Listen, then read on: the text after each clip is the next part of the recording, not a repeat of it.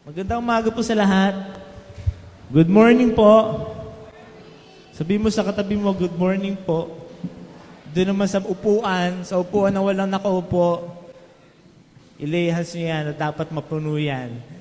Okay.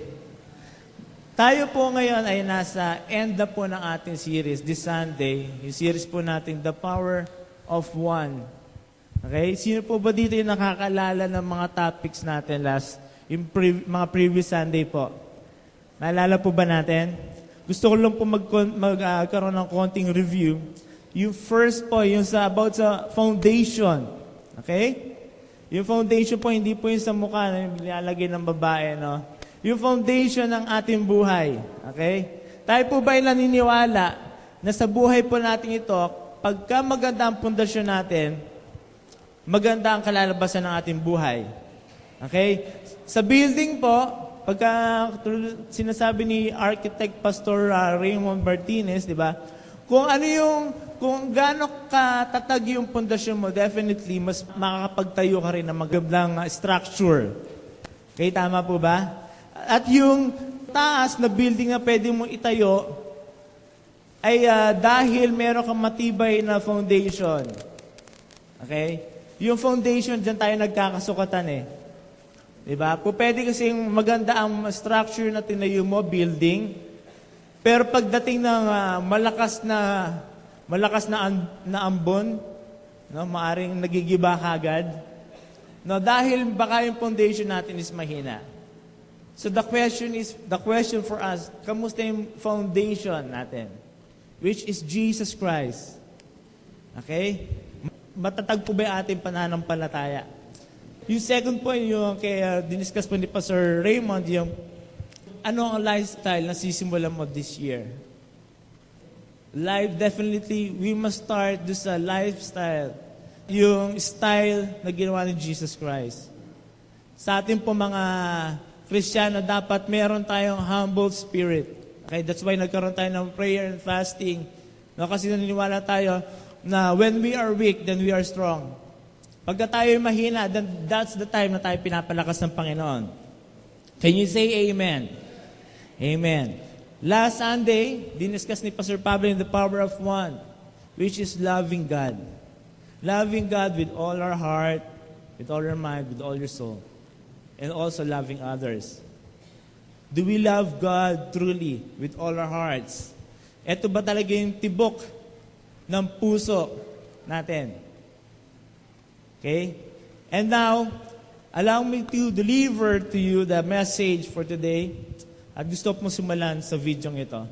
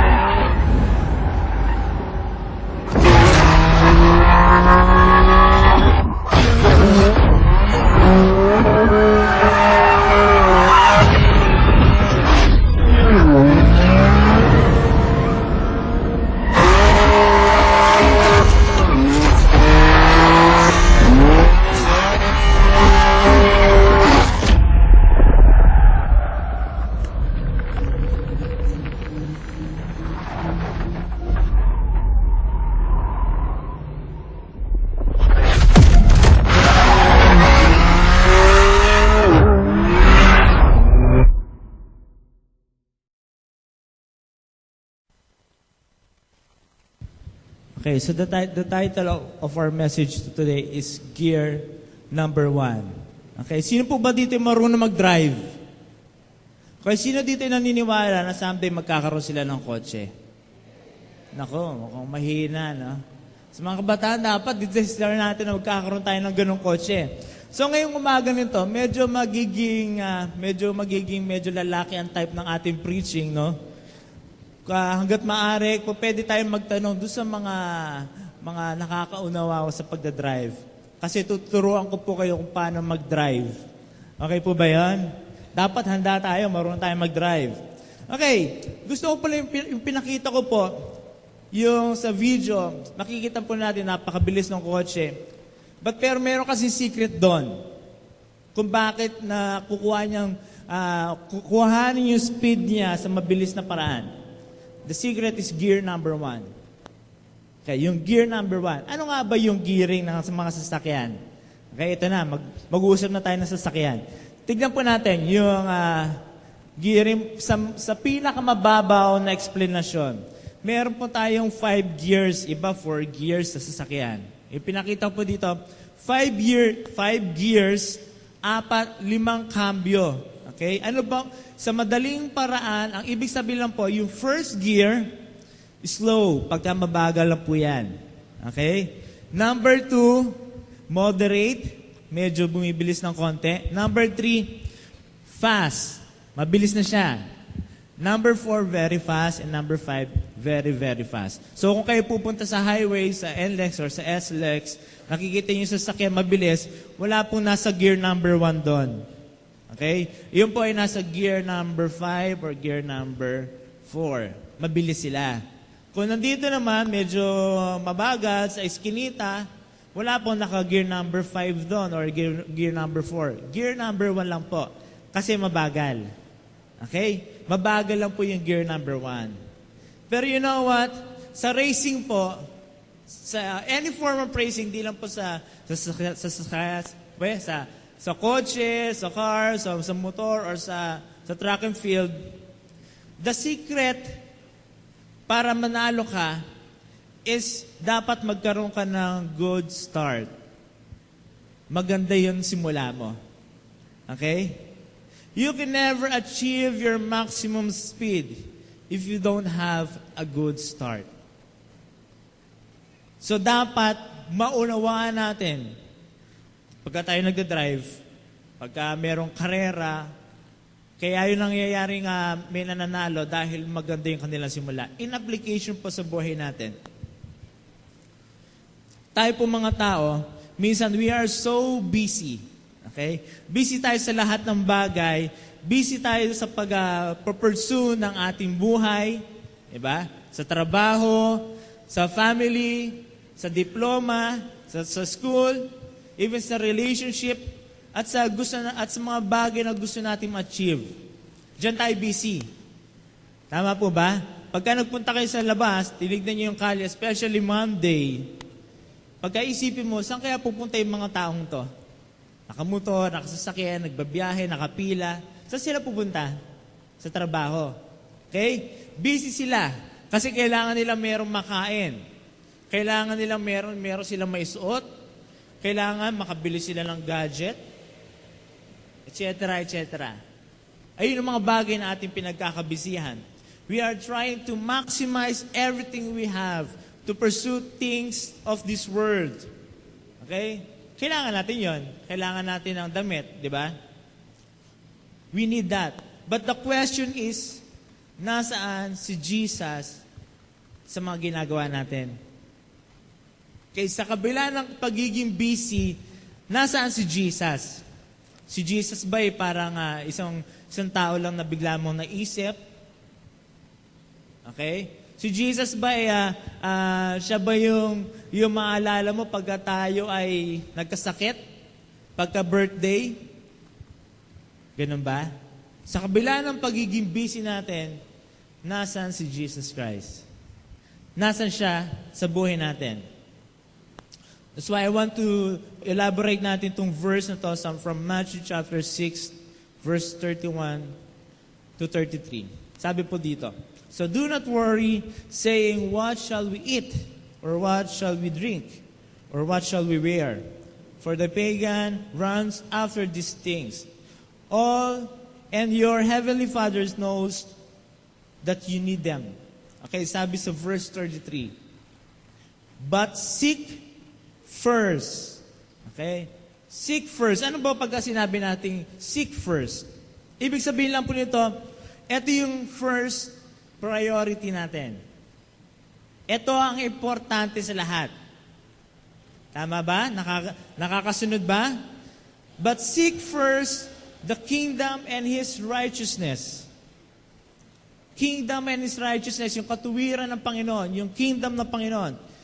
There are times, minsan tayo nami-misinterpret natin pagka sinabing kingdom. Iniisip natin, church, cell group, etc., church, prayer meeting, kingdom of God. No? Pero gusto natin may nawaan. Pagka sinabi natin kingdom, ibig sabihin, it's a kingship of God. Ibig sabihin, naghahari ang Panginoon sa buhay natin. That is seeking God's kingdom. Okay? And all these things will be given to you as well. All these things. Referring to sa sinasabi ko kanina, yung mga bagay na gusto nating mabili, mga pagkain na gusto nating makain, all these things, even yung pambayad natin sa kuryente, sa tubig, sa renta, sa utang, sa bumbay, all these things. Even yung trabaho natin, relationship natin, family natin. Sabi dito, if you will seek God first, then all these things will be given to you as well. Kung i-compress ko yung mga bagay na yon, kasi parang mababaw naman, kung nasulat tong mga verses to para sa pagkain lang, sa damit lang. Pero ang ibig sabihin lang po nito, it refers sa masaganang buhay. Okay? Yung tayo ay may masaganang buhay. And we need to claim that by faith. A faith with action. Diba? Kasi kung ang faith natin walang action, that is dead. Sometimes kasi we think we're seeking God, tayo sa church, pero yung faith natin wala doon. So we need to seek God, His kingship, His direction, His guidance. You need to activate your faith. So this message is about seeking God first in all that we do. So that we will become better than 2014. Okay? Kahapon, nasa conference tayo. Yung maraming dito mga leaders nasa conference. At lagi tinuturo din yung new season. Kaya tayo po ay nasa new season na. It's 2015. Wala na po tayo sa 2014. We are now on 2015, pero some of us still nasa 1999 pa rin. Okay? Same issues, same problem. Hindi tayo makamove on. Same faith, madali pa rin tayo matwisod. 2015 na, pero still, parang nandun pa rin tayo sa year na kung saan di pa tayo nakakakilala kay Jesus Christ. Walang pinagbago. So, I tell you, today is 2015, so we must act according to this season. Tapos na yon. Tapos na yon. So dapat, we need to seek God first in all that we do para magkaroon ng new season sa buhay natin. Magkaroon ng pagbabago. Okay? Kung ikaw estudyante, baksak ka ng baksak, dapat pumapasa ka na. Ikaw ay nagtatrabaho, nagkakaroon ng promotion sa buhay mo. Because you seek God first. You seek God first, and that is gear number 1. Ayun ang gear number 1 sa ating buhay. So the question, why do we need to seek God? Bakit nga ba kailangan pa natin i-seek ang Panginoon? Number 1, gusto kong sabihin sa inyo, that we need to seek God because it is dangerous not to seek God. Dangerous. Bakit po? If we will see on Isaiah 59 verse 2, sabi po dito, but your iniquities have separated you from your God.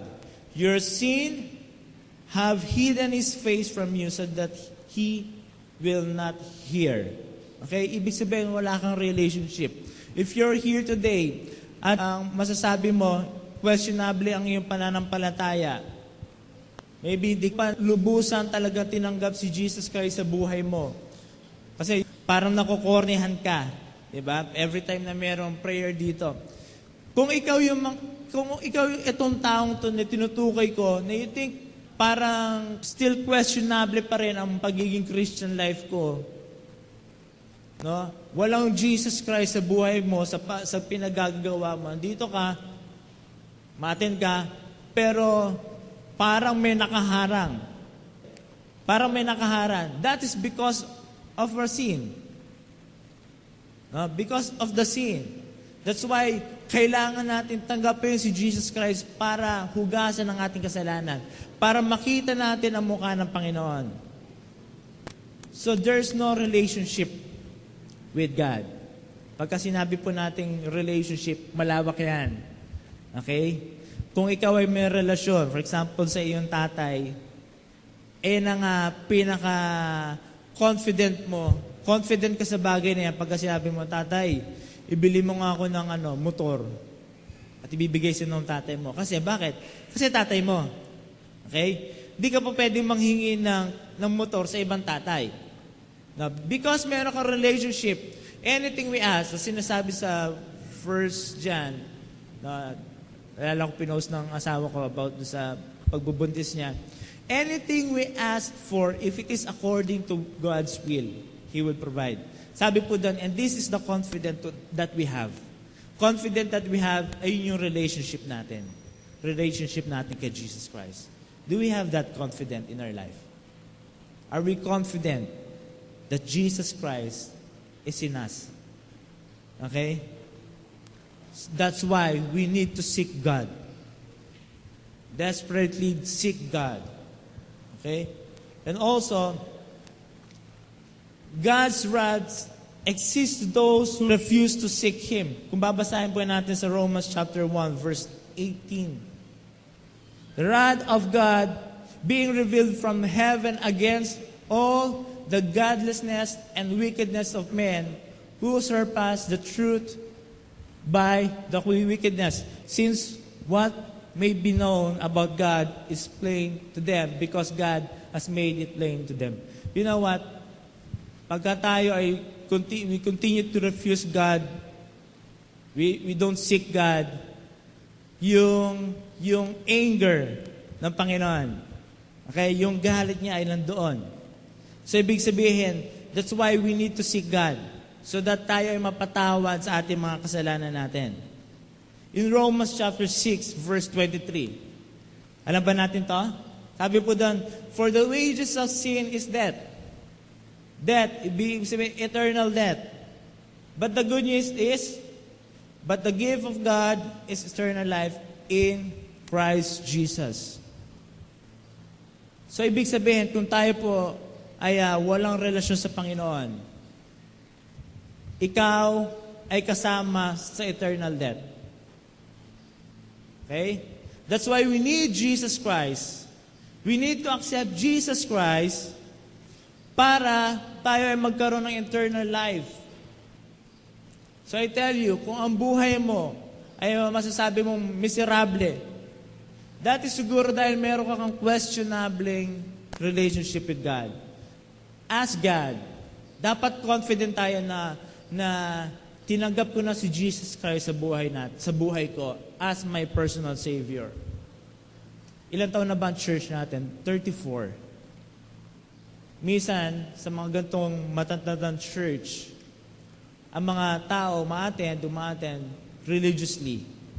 Okay? Di nila naunawaan. Akala nila, pagka pumasok sila dito, taga-Taytay New Life sila, at naniniwala sila sa faith ng Taytay New Life, then saved na sila. Okay? So, ibig sabihin lang ito, pagpunta lang tayo sa church, masisave na tayo? No. But we must have the relationship. Hindi ibig sabihin, lumaki tayo sa church na to, tumanda tayo sa church na to, iligtas na tayo. Dapat dumating sa point ng buhay natin na we surrender our life, we give our life to Jesus Christ. We accept Him as our Lord and personal Savior. Okay? Kung ikaw, yung tao na tingin mo, yung relationship mo is questionable. Now, start seeking God. Start seeking God. You can ask your cell group leader about this at mapapaliwanag pa sa inyo ng mas malawak. You need to believe and accept Jesus Christ as your personal Savior.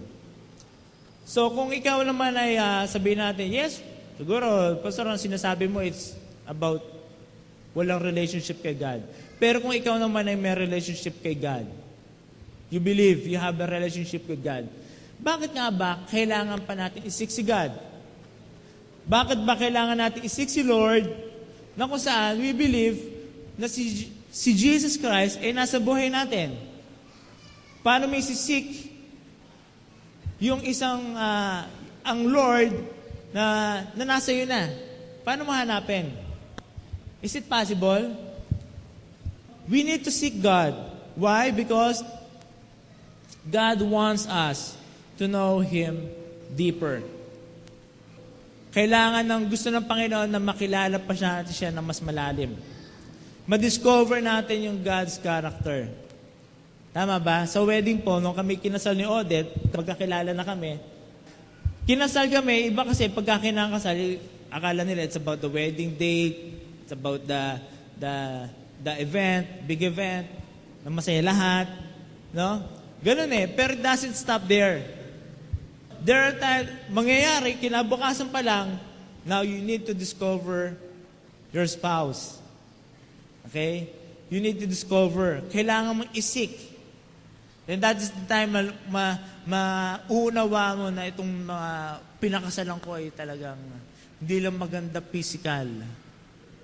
Pero talagang sa kaloob-looban ay talagang napaka-sweet. Tama ba? No? So lalo na kung matatagal na tayo nga mag-asawa, yung mga couple dito, talagang saludo kami sa inyo. Wow. Siguro talagang iba na yung mga nadidiscover nyo sa inyong spouse. At talagang nagiging strong kayo. No, hindi dahil doon sa first event na kayo kinasal. It's because as the time goes by, talagang nakikilala mo kung sino siya. Same thing din po with Jesus Christ. Dapat, as we accept Jesus Christ, naging Christian tayo, maunawan, patuloy natin makilala ang Panginoon sa mas malalim na paraan. Okay? Huwag tayong maging satisfied sa kung ano yung posisyon natin ngayon. Ano yung ginagawa natin ngayon? Punta church, uwi, church, uwi, face off, uwi, uwi. Ganun na lang ba? No. Pero mas palalim natin. Christianity is a serious business. Seryosong bagay ito. Ang pagiging Kristiyano, seryoso kasi gusto ni Lord na tayo ay mag-grow.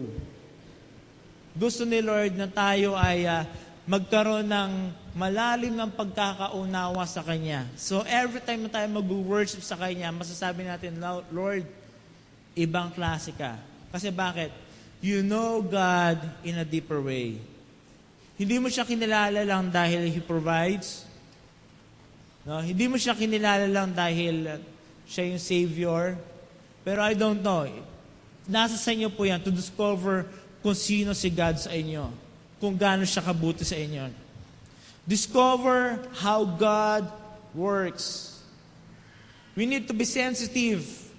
Magiging sensitive tayo sa mga ginagawa ng Panginoon. You will have a clear instruction. You will see direction.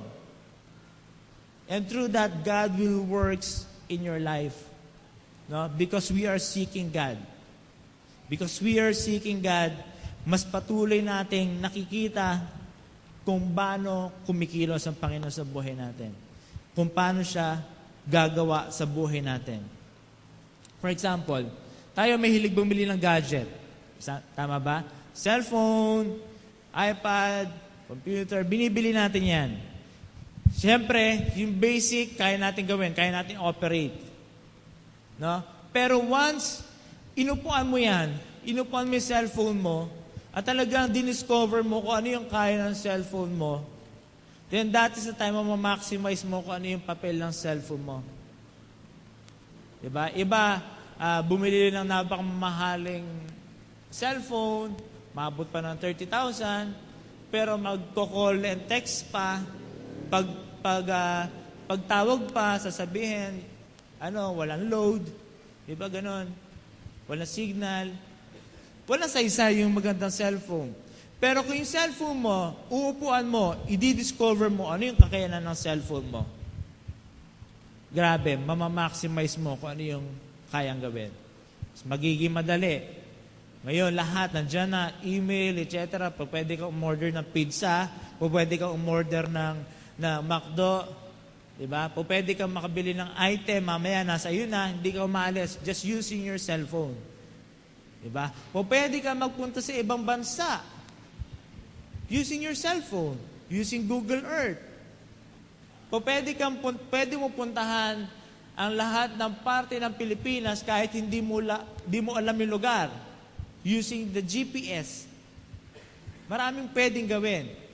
Pero kung hindi mo alam, dahil alam lang natin mag-Facebook, pero di natin dinidiscover kung ano yung hawak natin cellphone, sayang. Same thing din po sa ating Panginoon. We must discover how God works. Paano siya kumikilos sa buhay natin. And we will be amazed by that. Can you say amen? The third point is, experience. We need to seek God so that we may experience the power of seeking. The power of seeking God. You know what? Pagka tayo po ay nagsisik sa Panginoon, natututo tayong lumapit sa Panginoon na talaga we pray, we worship God, we devote our time, nagde-devotion tayo, nagbabasa tayo ng Bible. Nagkakaroon ng conditioning sa buhay natin. Okay? Ikinokondisyon niya yung buhay mo, yung lifestyle mo.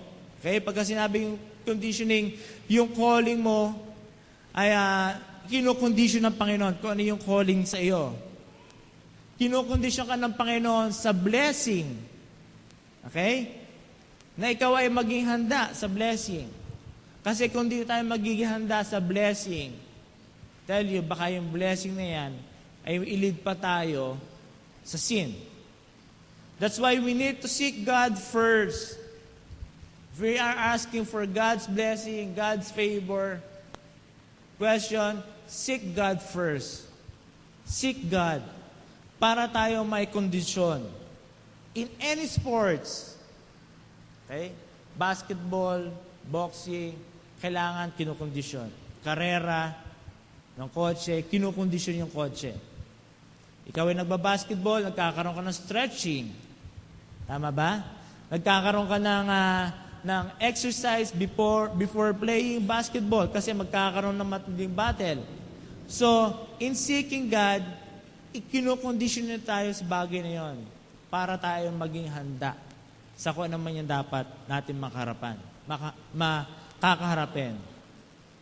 When you seek God, it regains your strength. It will regain your strength. Sabi sa Proverbs 8 verse 17, I love those who love me, and those who diligently seek me will find me. Even in troubles, you need to seek God more. Okay? Diligently. Talaga may pagpupursige. Kung ikaw ay nag-aaral, gusto mo makapasa, hindi po pwede yung magre-review ka ng konti, basa ng konti, then that's it, tapos na. Pero dahil gusto mong pumasa, gusto mong magkaroon ng mataas na grade, magre-review ka diligently. Okay? Talaga mag-spend ka ng time, resources, kukuhanin mo lahat para ikaw ay matuto. Same thing din po. When we, sa ating faith, when we seek God, it strengthens us. Pinapalakas niya tayo. By what? By worshiping Him. By praying. By attending to your cell group. Okay? Napapalakas tayo. Kung ikaw ay nanghihina, because you worship God, you read the Bible, you meditate on it, then ikaw ay mapapalakas. So you need to serve God more. Serve Him, worship Him, so that we may be strengthened. It will regain our strength. Okay. Also, in experiencing the power of seeking God, When we seek God, it reminds us of our purpose sa buhay natin. Nare-remind tayo, ano nga ba? Bakit nga ba ako nasa mundong ito? Okay?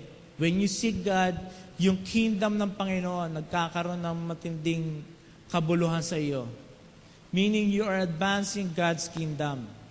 You're advancing God's kingdom to your family, to your workplace, sa mga relatives mo, diba? Sa school mo, sa campuses, because you are seeking Him. You are seeking God. Nare-remind ka doon sa purpose mo sa buhay mo. Ang principle po ng pagdadrive, okay? Kahapon, ang dami namin sa isang van ni Pastor Amats, marami nakasakay. Ang principle po niyan, kapag marami kang nakasakay sa iyo, ibig sabihin, kailangan medyo matagal yung gear number 1 mo. Yung mga lower gear number 1, 2, kailangan matagal yan. Hindi po pwedeng nasa gear number 3 ka kagad, 4, and even the 5th gear. So, dahil marami kang binubuhat, okay, marami kang dinadala. In application po sa buhay natin, kung gusto natin na tayo ay maging productive, kung gusto natin na tayo ay nakaka-influence ng iba, marami tayo na aakay, nakakapag-cell group tayo. Kailangan natin na tayo ay nasa gear number 1. Okay? Kasi kayang-kaya niyang i-drive, kayang-kaya niyang paandarin yung punong-puno, no? Yung punong-puno sa sakyan dahil ikaw ay nasa gear number 1. So, in your life, pwede tayo mag-load sa buhay natin. Any load. Dahil ng karamihan. Because we are seeking God. Talagang lahat. Sige, sharean mo. Because you are seeking God. Pero kung you don't know how to seek God, you don't seek God, asahan mo, babiyahe ka mag-isa. Wala kang kasama. Ikaw lang mag-isa. But I tell you, maraming tao, they are watching us, nasa paligid natin, pinapanood na nila tayo, tinitignan tayo, na kung ito bang taong to ay still magsisik pa rin ba sa Panginoon, even in troubles, even in circumstances, even in trials. No? Nakapaligid sila. Kasi, pero tayo mga Kristiyano, dapat unawaan natin that we are not living in our own. Hindi tayo nabubuhay sa mundong ito para sa sarili lang natin.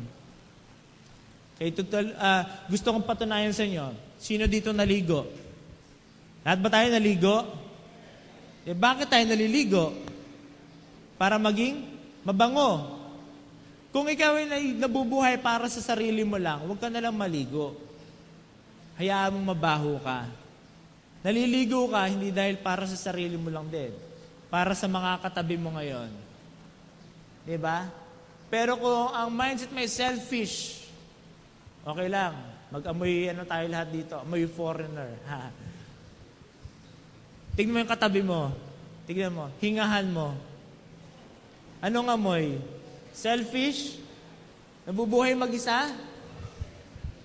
Nabubuhay ba mag-isa? No? Nagtututbrush tayo kasi concerned tayo sa sarili mo? No. Concerned ka sa kinakausap mo. Tayo ay nabubuhay sa mundong ito, not on our own. Mayroong mga tao na kailangang iakay. Mayroong mga tao na kailangan dalhin sa church. Kailangan magkaroon ng relationship kay God.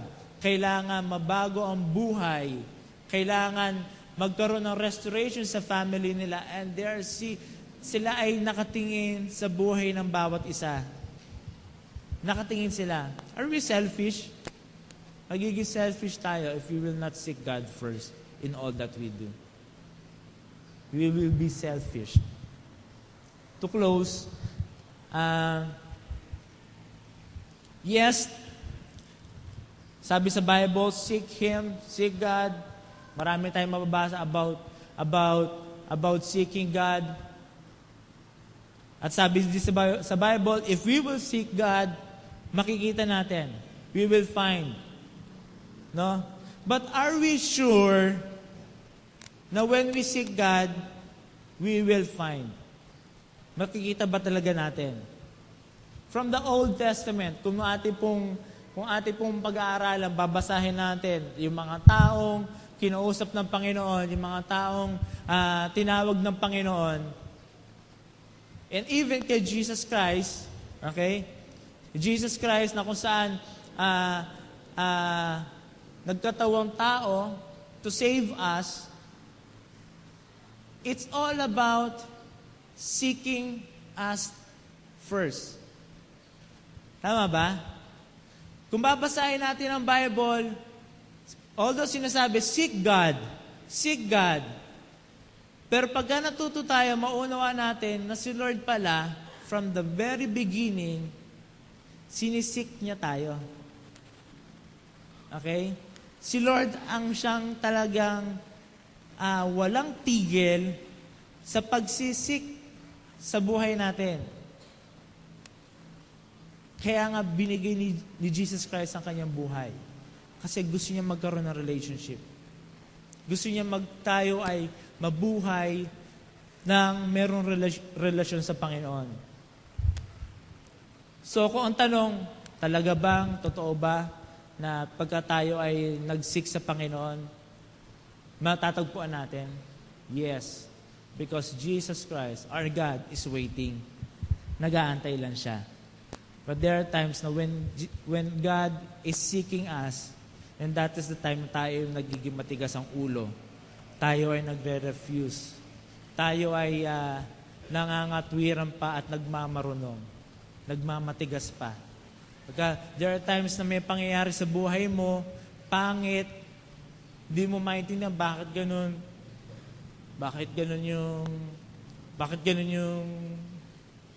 kung sino man yung taong yun. It is because God is seeking you. Dapat maunawa natin, dahil sa mga circumstances na yon, mga bagay na yon, ang gusto lang ng Panginoon na ikaw ay lumapit sa Kanya. So don't refuse. Nakakatuwa dahil sa church natin, talagang chine-check pa yung devotion. Nung pag-aralan ko to, sabi ko, hindi pala si Pastor Pablo lang yung nagte-text sa akin. At riniremind ako.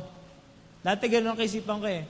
Si Pastor Pablo talagang masipag. Tinetext ako, riniremind akong mag-devotion. Pero hindi si Pastor Pablo lang yan. Ginamit lang si Pastor Pablo. But it's actually God seeking us. God is waiting for us. So don't refuse. Yung pinagdadaanan mo, yung problema mo, I tell you, it happened dahil He is seeking us. He is seeking us. Gusto po makipagkwentuhan ng konti. Ako po ay nagkaroon ng pagkakataon ng matuto mag-drive. Sa first year high school pa lang, tinuruan na ako ng daddy ko mag-drive. Yung sasakyan namin po, hindi kotse, ang tawag namin doon harabas. Yung harabas na yun, doon ginagamit ng daddy yung pagka siya nangongontrata, pinaglalagyan ng kahoy. So tinuruan ako ng daddy mag-drive, first year high school. So dahil ako excited mag-drive, minsan tinatakos ko yung kotse, hindi kotse, yung harabas. Yung harabas. Pero pagka itatakas mo, talagang nahuhuli ako ng daddy.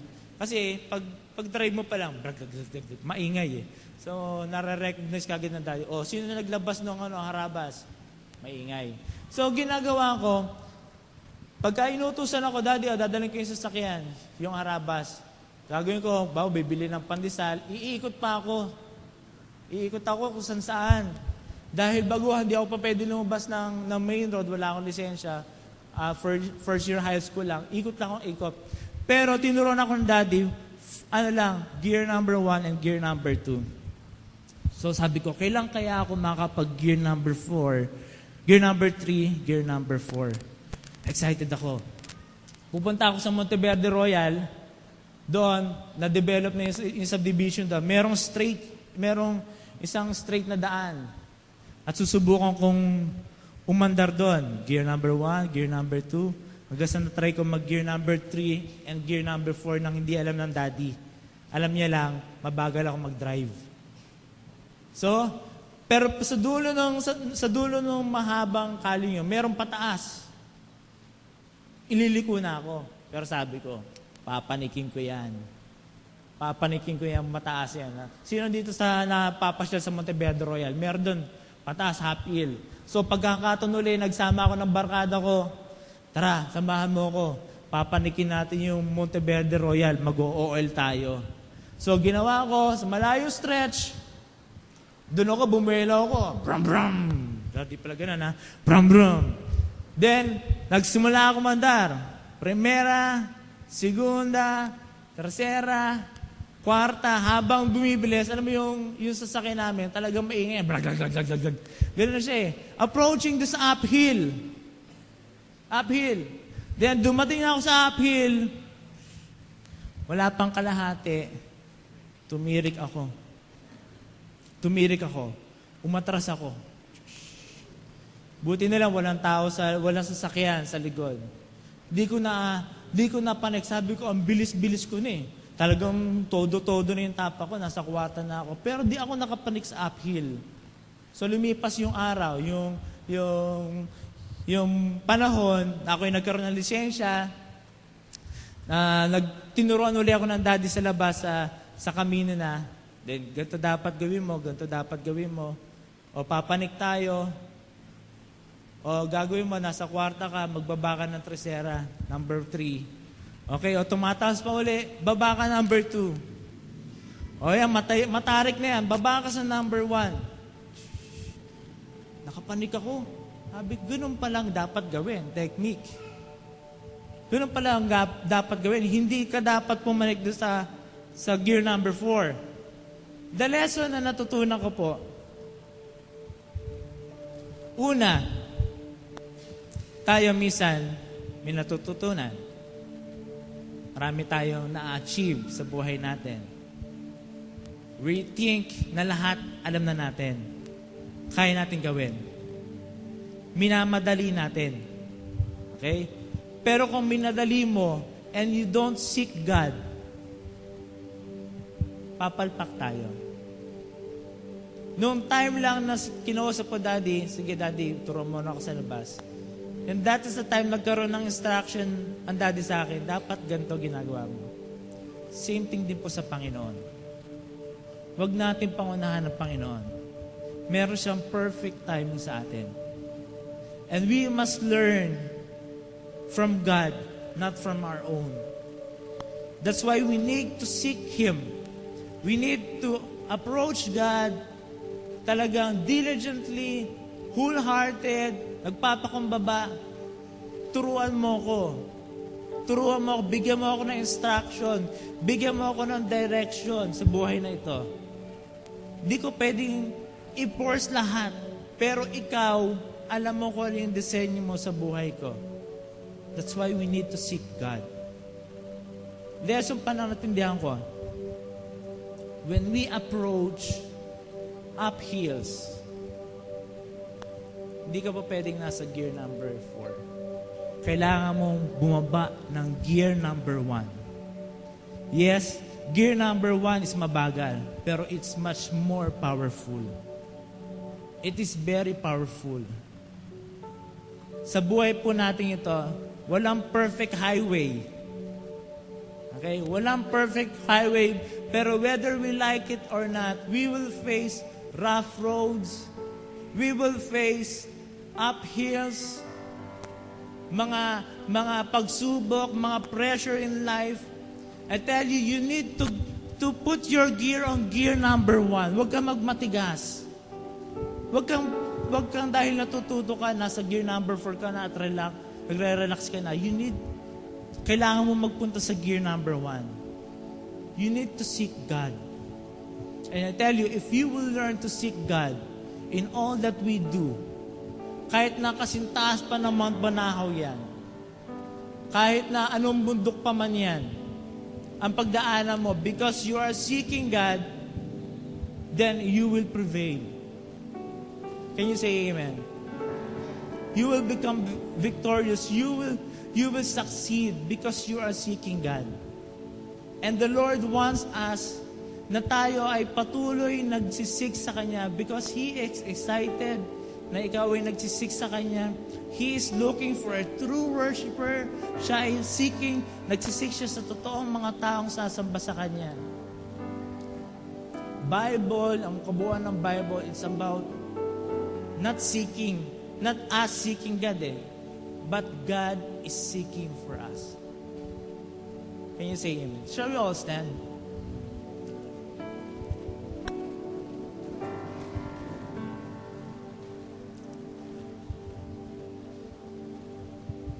Let us be reminded this 2015, we need to seek God first in all that we do.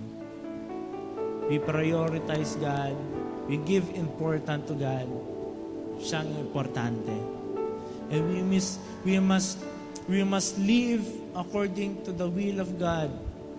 Okay?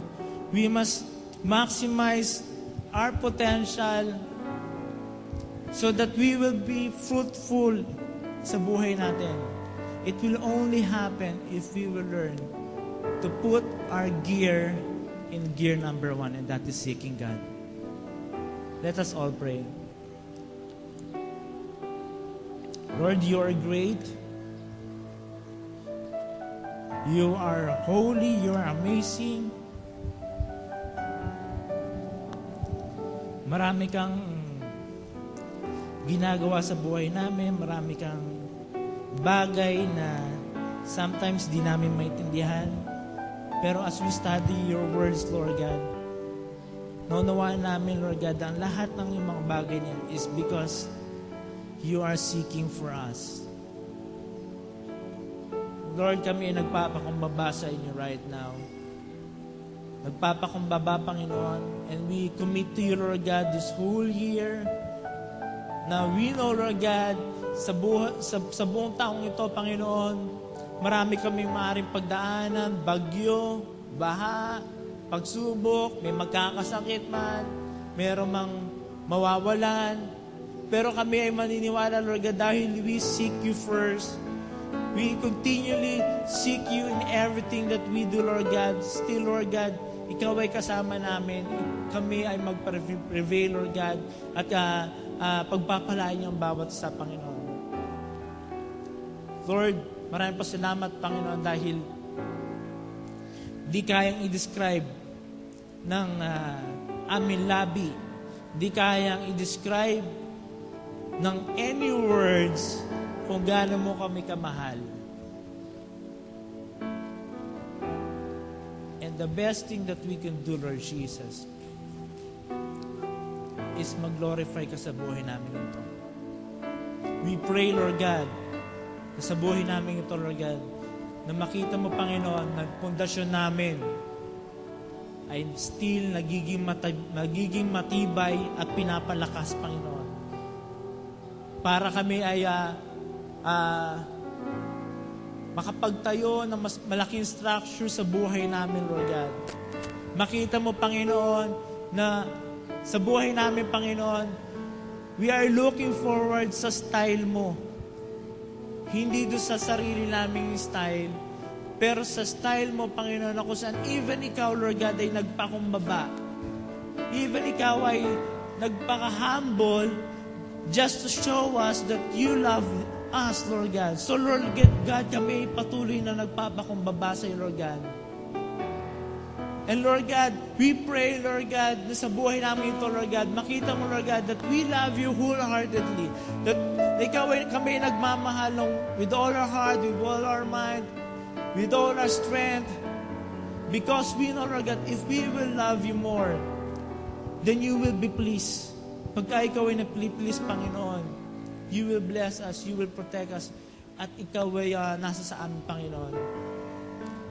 And also, Lord God, we continue to seek you. We continue to seek you. Hindi matatapos sa linggong ito, sa buwan na ito, but we will continue to seek you in everything that we do. Before we go to church, before we go to school, before we go to our workplace, before we make a decision, before kami ay humarap sa matitinding trials, pagsubok, Lord God, we pray, Lord God, na ilagay mo sa puso namin that we need to seek you first. We need to seek you first. Maraming salamat, Panginoon. You deserve all the glory and all the praises. In Jesus' name we pray. And everybody say amen. Come on. Give him praise. Praise God. Praise God.